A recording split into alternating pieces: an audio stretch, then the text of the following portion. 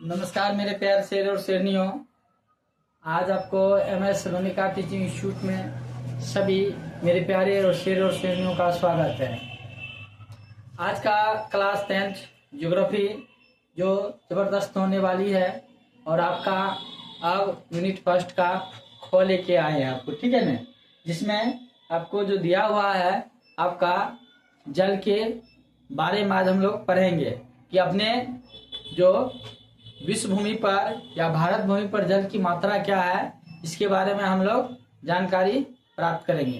तो देखिए हम लोग अब चलते हैं अपने सिलेबस की ओर बढ़ते हैं। देखिए कहता है, ध्यान दीजिएगा और समझिएगा अच्छे से, ठीक है। कहता है जल के स्रोत, यानी जल का स्रोत का अर्थ हुआ जल कहाँ पाया जाता है, जल का क्या, ठीक है ना, मात्राएं होती है। कहता है पृथ्वी के अधिकतर स्तर पर जल की उपस्थिति है। मतलब अगर मान लीजिए ऐसे समझिए आपका कि पूरा भाग है, ठीक है ना, पूरा भाग, इसको आप 100% मानिए। कितना मानिए? 100%। 100% को अगर हम 4 भाग में अगर डिस्ट्रीब्यूट करें तो इसमें क्या है, 3 भाग आपका जल है। 3 भाग क्या है? जल है। यानी कि 71% क्या है? जल है। 71% क्या है? जल है। और मात्र 29% ही क्या आपका स्थल है। क्या है? स्थल है। समझिए बातों को, ठीक है ना, गौर से समझिए। आपका जो 71% भाग है, आपका जो 71% भाग है वो आपका क्या है? जल है। मात्र 29% ही भाग आपका क्या है? स्थल है, ठीक है। यानी कहने का मतलब कि जो जल की मात्रा है आपका 3/4 है। कितना है? 3/4 है। कितना है? 3/4 है। टोटल 3 भाग है। 4 भाग में 3 भाग किसका है? जल की मात्रा है आपका, ठीक है ना। इसी के वजह से क्या कहा जा रहा है, पृथ्वी के अधिकतर स्तरों पर जल की उपस्थिति के कारण ही पृथ्वी को क्या कहा जा रहा है? नीला ग्रह कहा जाता है। क्या कहा जाता है? नीला ग्रह। आपसे पूछेगा नीला ग्रह किसे कहा जाता है, तो नीला ग्रह किसे कहा जाता है, तो नीला ग्रह आपको पृथ्वी को कहा जाता है। नीला ग्रह किसे कहा जाता है? नीला ग्रह। नीला ग्रह किसे कहा जाता है?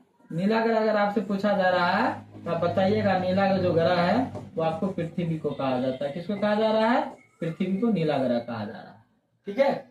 देखिए क्योंकि इसमें पृथ्वी के अधिकतर स्तर पर जल की उपस्थिति है और यही उपस्थिति, जल की उपस्थिति के कारण ही पृथ्वी को नीला ग्रह कहा जाता है। इंग्लिश में बात करें तो इसको ब्लू प्लेनेट की संज्ञा दी गई है।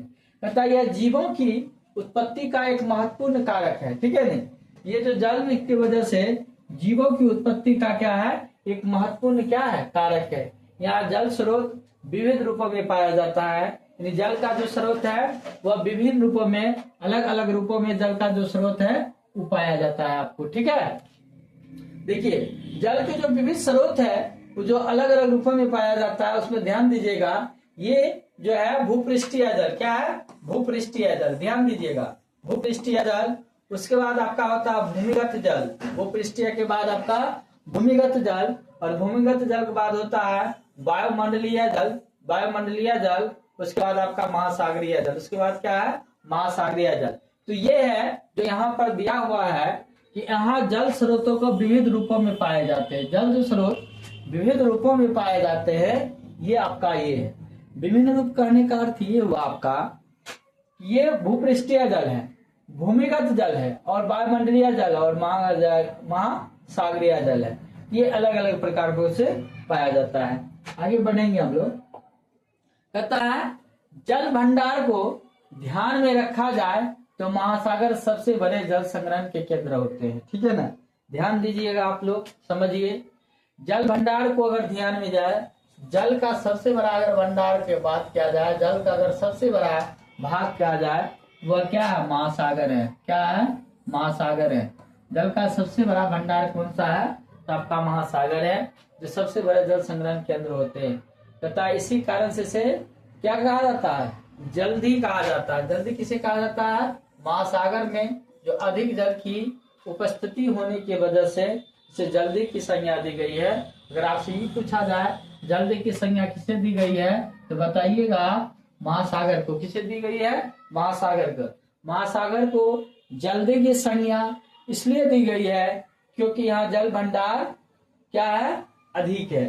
तथा जीवन में भूपृष्ठीय और भूमिगत जल का ही प्रत्यक्षता उपयोग होता है, ठीक है ना।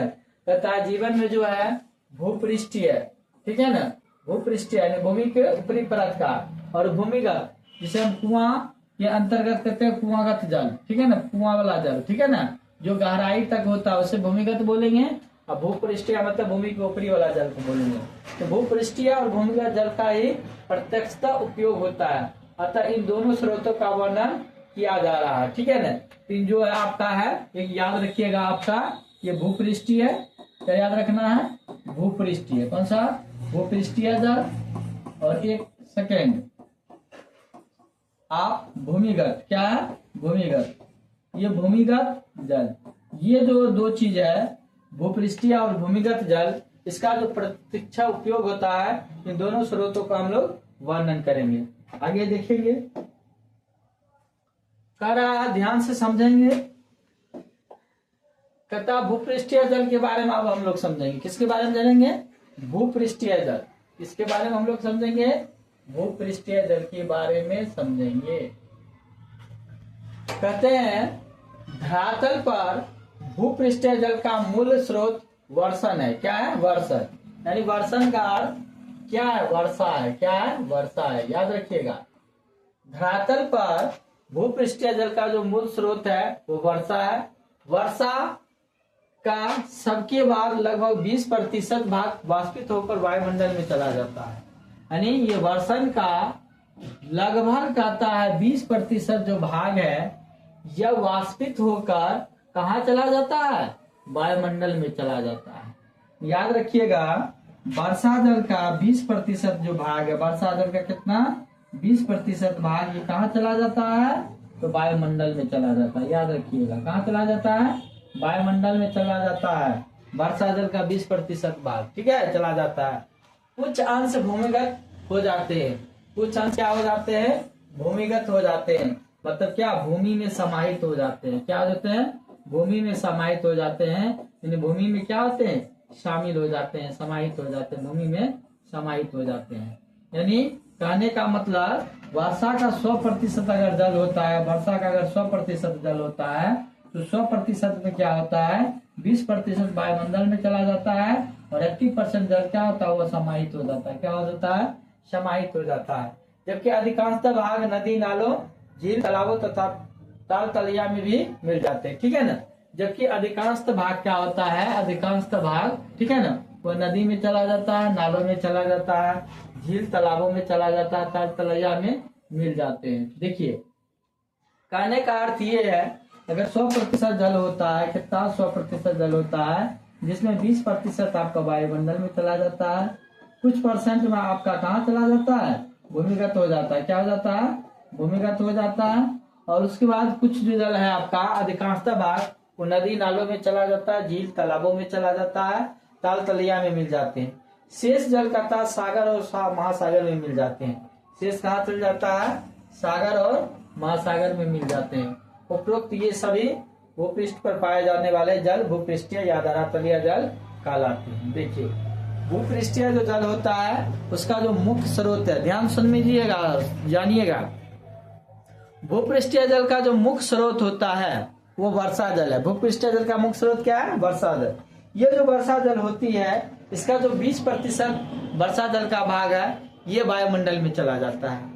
कुछ जो है भाग ये नदी नालों में चला जाता है, ठीक है। उसके बाद नदी नालों के अलावा झील तालाबों में चला जाता है, ताल तलैया में मिल जाते हैं। शेष अगर जो भाग बचता है वह सागर और महासागरों में जा मिलता है, ठीक है ना। पता उपयुक्त ये सभी भूपृष्ठीय पर पाए जाने वाले जल भूपृष्ठीय या धरातलीय जल कहलाते हैं। आगे बढ़ेंगे हम लोग। कहता भूमिगत जल, ठीक है ना। पहले हम पढ़े थे, क्या पढ़े थे, पहले जो हम पढ़े थे वो पढ़े थे भूपृष्ठीय जल। क्या पढ़े थे, भूपृष्ठीय जल। अब जो हम लोग पढ़ रहे हैं वो है आपका भूमिगत जल। क्या है, भूमिगत जल, याद रखिएगा क्या है, भूमिगत जल। कहता वर्षा जल के धरातलीय छिद्रों से रिस का कठोर शैलीय आवरण पर जमा जल भूमिगत जल कहलाता है। देखिए कहता है वर्षा जल के धरातलीय छिद्रों से रिस का कठोर शैलीय, देखिए कठोर शैलीय आवरण पर जमा जल क्या कहलाता है, भूमिगत जल कहलाता है। यानी भूमिगत जल का कहने का अर्थ हुआ जो पानी क्या हुआ, मतलब अस्थायी रूप से ठहर चुका है, कहाँ, नीचे में, नदी नाला गहरी में, या ठीक है ना, अपने कहने का मतलब मिट्टी के अंदर, ठीक है ना, यानी भूमि के अंदर, भूमि के अंदर, इसलिए इसे हमें भूमिगत जल कहलाता है। इस जल के भंडारण में भूपृष्ठीय जल का भी योगदान होता है। देखिए जो भूमिगत जल होता है, ये भूमिगत जल कहाँ से आता है, उसमें जो होता है भूपृष्ठीय, इस जल के भंडारण में क्या होता है, भूपृष्ठीय जल का भी योगदान होता है। याद रखिएगा, जो भूमिगत जल होता है वो भूमिगत जल में क्या होता है, भूपृष्ठीय जल का भी क्या होता है, योगदान होता है। अर्थात दोनों माध्यम से जल रिसकर बड़े मात्रा में भूगर्भ में एकत्रित हो जाते हैं। कहाँ हो जाते हैं, भूगर्भ, मतलब भूमि के गर्भ में। भूगर्भ का मतलब क्या हुआ, भूमि के गर्भ में जाके क्या हो जाते हैं, एकत्रित हो जाते हैं, यानी कि वहां पर जाके क्या हो जाते हैं, इकट्ठे हो जाते हैं। इस प्रक्रिया से एकत्रित जल भौम जल के नाम से भी जाना जाता है। ठीक है, तो जो एकत्रित जल है, इकट्ठा किए हुए जल है, उस जल को क्या कहा जाता है, आपको भौम जल भी कहा जाता है। क्या कहा जाता है, भौम जल भी कहा जाता है। ठीक है ना, इसलिए इसको भौम जल के नाम से भी जाना जाता है। याद रखिएगा, तो भूमिगत जल किसका है, भूपृष्ठीय जल का ही सबसे बड़ा भंडार है। ठीक है, और वो क्या है, भूगर्भ में एकत्रित हो जाते हैं। इस प्रकार एकत्रित जल को हम लोग क्या बोलते हैं, भौम जल के भी नाम से जानते हैं। आगे बढ़ेंगे हम लोग। उसके बाद है जल संसाधन का वितरण। क्या पढ़ेंगे हम लोग, जल संसाधन का वितरण। देखिए कहता विश्व स्तर पर जल के वितरण को देखा जाए तो पता चलता है कि अधिकांश जल दक्षिणी गोलार्ध में है। कहाँ है, दक्षिणी गोलार्ध में। याद रखिएगा, अधिकांशतः जल कहाँ में है, दक्षिणी गोलार्ध में। तथा विश्व स्तर की बात किया जा रहा है, हमको आपको पता है ना अभी आपको, ठीक है ना, कि हमारे पृथ्वी पर जो है ना, हमारे पृथ्वी पर अगर बात किया जाए तो 3/4 क्या है, जल है। 3/4 क्या है, जल है। 3/4 जल के कहने का अर्थ हुआ क्या है, 71% भाग जल है। 71% भाग जल है और 29% ही भाग आपका क्या है, स्थल है। क्या है, स्थल है। तो उसमें एक आता है दक्षिणी गोलार्ध, एक आता है उत्तरी गोलार्ध। एक आता है आपका दक्षिणी गोलार्ध, एक आता है आपका दक्षिणी गोलार्ध, याद रखिएगा, दक्षिणी गोलार्ध। एक आता है आपका उत्तरी गोलार्ध। ठीक है, दक्षिणी गोलार्ध और उत्तरी गोलार्ध, जिसमें कहा जा रहा है, ठीक है ना, कि जल का जो अधिक उपस्थिति है वो आपका कहाँ है, दक्षिणी गोलार्ध में। कहाँ है, दक्षिणी गोलार्ध में सबसे अधिक है। कहाँ है, दक्षिणी गोलार्ध में सबसे अधिक है। दक्षिणी गोलार्ध में है, इसी के कारण क्या है, दक्षिणी गोलार्ध को जल गोलार्ध कहा जाता है। ठीक है, इसी कारण है दक्षिणी गोलार्ध को क्या कहा जाता है, जल गोलार्ध कहा जाता है। दक्षिणी गोलार्ध को क्या कहा जाता है, जल गोलार्ध। इसी की वजह से दक्षिणी गोलार्ध को जल गोलार्ध कहा जाता है। याद रखिएगा, ये जो दक्षिणी गोलार्ध है आपका, ये दक्षिणी गोलार्ध, याद रखिएगा, ये दक्षिणी गोलार्ध को क्या बोला जाता है, जल गोलार्ध बोला जाता है। क्या बोला जाता है, जल गोलार्ध बोला जाता है। और उत्तरी गोलार्ध को स्थल गोलार्ध के नाम से जाना जाता है। याद रखिएगा, और उत्तरी गोलार्ध को क्या जाना जाता है, ठीक है, उत्तरी गोलार्ध को स्थल गोलार्ध, उत्तरी गोलार्ध को क्या जाना जाता है, स्थल गोलार्ध। यही हम लिख दिए हैं, दक्षिणी गोलार्ध तो जल गोलार्ध। याद रखिएगा, दक्षिणी गोलार्ध जल गोलार्ध, दक्षिणी गोलार्ध जल गोलार्ध, दक्षिणी गोलार्ध क्या बोलिएगा, जल गोलार्ध, और उत्तरी गोलार्ध में बोलिएगा स्थल गोलार्ध। क्या बोलिएगा, स्थल गोलार्ध। याद रखिए, ठीक है, बहुत इंपॉर्टेंट है, पॉइंट है ये सब। ठीक है, ये सब याद रखने का चीज है, नॉलेज में रखने का चीज है। ठीक है, आगे बढ़ते हैं। कहता है पृथ्वी पर उपलब्ध जल के अधिकांश भाग लवण की उच्च सांद्रता धारण करते हैं। ठीक है ना, पृथ्वी पर उपलब्ध, ठीक है ना, पृथ्वी पर उपलब्ध जल के अधिकांश जो भाग है लवण मतलब नमक, लवण की सांद्रता धारण करते हैं। फिर भी जैव विविधताएं हेतु यह महत्वपूर्ण है, जहाँ मछलियां, समुद्री जीव जंतु, वनस्पतियों में खनिजों का भंडारण क्या है, पाया जाता है। ठीक है, आगे बढ़ेंगे हम लोग। कहता भारत में जल संसाधन का वितरण अपर्याप्त है। भारत में जल संसाधन का वितरण क्या है, अपर्याप्त है, क्योंकि भारत में विश्व की लगभग 16% आबादी निवास करती है। भारत, याद रखिए, बहुत इंपॉर्टेंट लाइन है, भारत विश्व की लगभग 16% आबादी कहाँ है? निवास करती है। भारत में विश्व की लगभग 16% आबादी निवास करती है और इस आबादी के लिए विश्व का लगभग 4% स्वच्छ जल ही उपलब्ध है। ठीक है ना। और स्वच्छ जल की बात किया जाए, ये 4% जल ही क्या है? उपलब्ध है। ठीक है। तथा भारत में प्रति वर्ष 4000 घन किलोमीटर जल की वर्षण तथा 1869 घन की किलोमीटर के जल पृष्ठीय जल से प्राप्त होते हैं। कुछ भूपृष्ठीय जल का लगभग 2/3 भाग, इसको बोलेंगे 2/3, क्या बोलेंगे? 2/3, क्या बोलेंगे? 2/3, याद रखिएगा। इसको क्या पढ़ेंगे? 2/3, 2/3, 2/3 भाग देश की 3 बड़ी नदियां सिंधु, गंगा और ब्रह्मपुत्र में प्रवाहित होती है। कहाँ होती है? सिंधु में, गंगा में और ब्रह्मपुत्र में ये प्रवाहित होती है। ठीक है ना। ये था आज आपका क्लास 10th क्लास ज्योग्राफी, जो जबरदस्त सेशन था, क्योंकि हम जो आज पढ़े थे जल के संसाधन के बारे में पढ़े थे। हमारे जल का जो हमारे विश्व में क्या जल का स्थिति है, कितना जल पाया जाता है। ठीक है। भूमिगत जल, भूपृष्ठीय जल, इसके बारे में जानकारी लिए। ठीक है ना। और ये सब जल कहाँ से पाया जाता है, इसके बारे में जानकारी लिए। तो ये सारा महत्वपूर्ण चीज हम लोगों ने जानने का प्रयास किए क्लास 10th ज्योग्राफी में। तो मैं आप सभी प्यारे शेर और शेरनियों से कहना चाहूंगा, इसी प्रकार से इस चैनल पर अस्थायी रूप से आप कंटिन्यू बने रहिए। ठीक है ना।